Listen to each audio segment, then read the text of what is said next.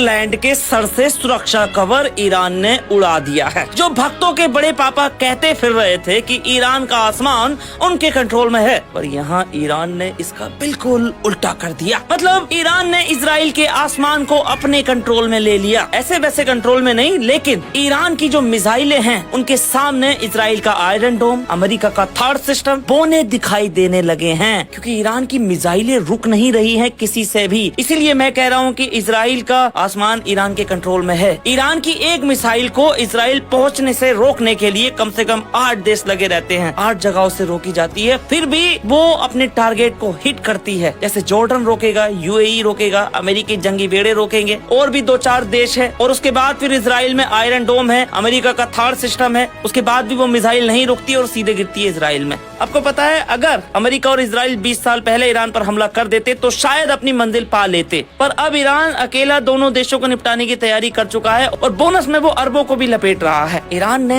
पिछले 40 सालों में सिर्फ तैयारी ही की है। प्रतिबंध लगे लेकिन उसने तैयारी की। उसे लोगों ने जहाजों के इंजन नहीं दिए, लेकिन उसने अपने आप मिसाइल बनाना शुरू कर दिए। उसे विमान नहीं मिले लड़ाकू, लेकिन उसने ड्रोन बनाना शुरू कर दिए। बस इतना था कि उसने अपनी तैयारी रखी। उसको पता था कि एक साथ उस पर इतने सारे देश हमला करेंगे और उनसे लड़ने के लिए जखीरा चाहिए, और उसने वो बना रखा है।